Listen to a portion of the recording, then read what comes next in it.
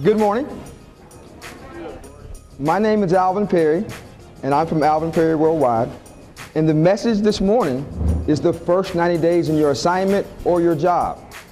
What I like to do is to poll the audience so I'll know kind of what I'm working with. For those of you who are in college or graduated, if you took Start a New Job 101, would you please raise your hand? You took Start a New Job 101? They actually had that at your university? Wow. Ma'am, could you please go to the back of the room because you're taking someone's space.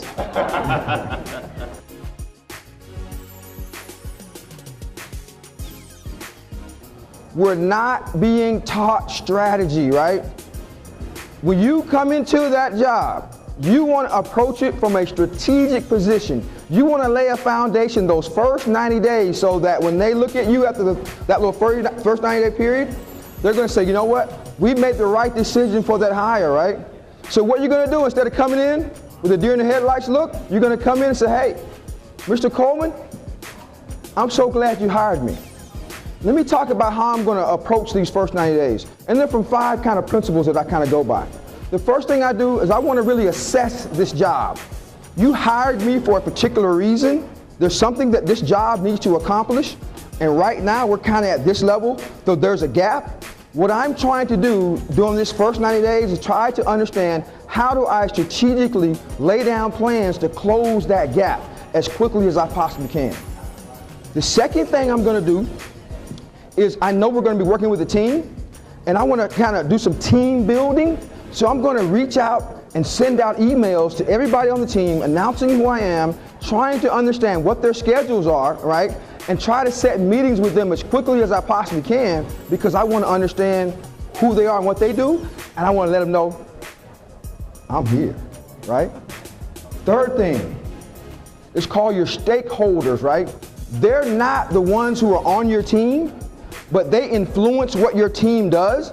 So when you're meeting with these people who are now your new teammates, you need to find out who the stakeholders are in the organization.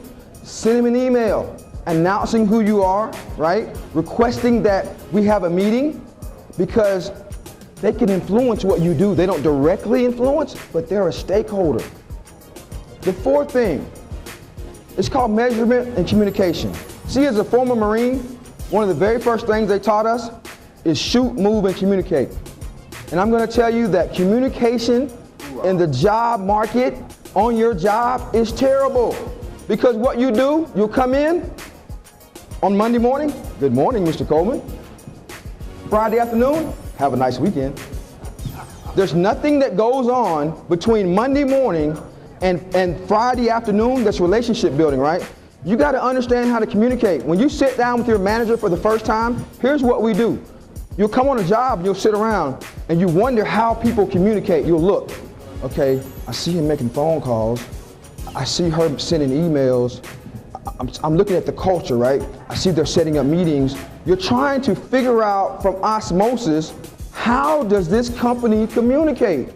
Instead of sitting down with your manager, day one, and asking the question, at this company, how best do you want me to communicate with you, sir or ma'am? Should I look to set up an email program where we do email communication? Do I set up a meeting with you every week? Do you want me to call you? Just tell me what the communication program is with this company because I want to make sure I'm doing that effectively. Because the number one thing that's going to kill you on your job is not the fact that you're not capable of doing the work. It's the fact that you don't talk, you don't communicate with your other coworkers, right? Because one of the things, the advantages you have as being a part of a Greek organization, for the most part, you get to pick who you assimilate with, right? But when you go to someone's job, you have no say-so on the people that you work with. Look at the diversity in this area right here. We're not going to look the same. We're not going to dress the same. We're not going to talk the same. You're going to be around and involved with people with all kinds of diverse backgrounds. And when you leave college, where you can choose who you kind of associate and assimilate with, when you get on the job, you don't really have any choice who you work with on your team. So you better learn how to communicate with one another. And this is one of the biggest killers, scorecarding. When it comes time for your 6-month evaluation or your 12-month evaluation, most people find themselves doing this. Oh my God, I'm getting ready to get evaluated. how well did I do? They're shaking in their boots, right? First day, first week, first 90 days, sir or ma'am, it's important that I understand how I'm performing. So would you please, let's get together and let's establish a scorecard. Let's establish a system of measurement so that I know what I'm supposed to be doing. I know the goals and objectives that are being established. But at the end of the day, you're not really establishing goals and objectives. Those are established for you. But if you don't clearly ask that manager, what is it that you want me to do? So that when I sit down in 6 months, if I was supposed to push 10 rocks uphill and I pushed 8, at least you can say you got an 80, right? You're not shaking in your boots going to the evaluation. You're feeling really comfortable. You're like, I know what's going on. Scorecard. This last principle, it's missed. And that's the last one, is have fun. You have got to find a way to take your job and have fun. That means if you're doing a report and it normally takes you 2 weeks to do this report, try to do it in 5 days plus 4 days, 1 day short of 2 weeks, right? Make it a game, right? You're gonna get some fun out of it. Try to make it a game, and at the same time, you're gonna make yourself become more efficient. Now you may be like, 93% of the people in this country who hate their job, despise going to work. But well, you guys don't know yet who are still in school. There's a thing called like rent or mortgage. There's car note, there's groceries, there's clothes and all those things that you may be getting your parents to buy that now you're gonna have to do for yourself, right?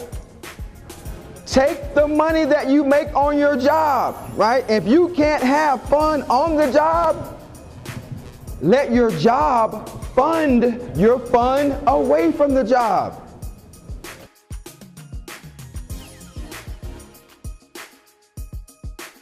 No longer available. So the point I'm making is, if you understand how to develop goals, set goals, lay down strategy, right? And then how to implement those plans.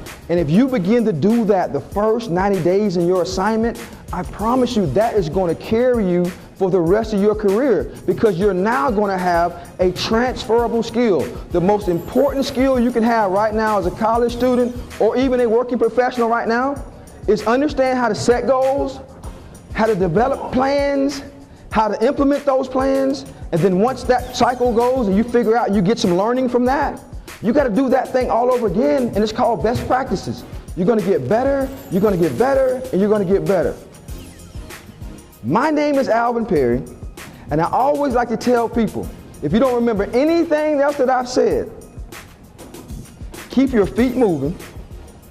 You're one step away from positive change. Quitting is a choice you do not have to make. Thank you for allowing me to service you this morning.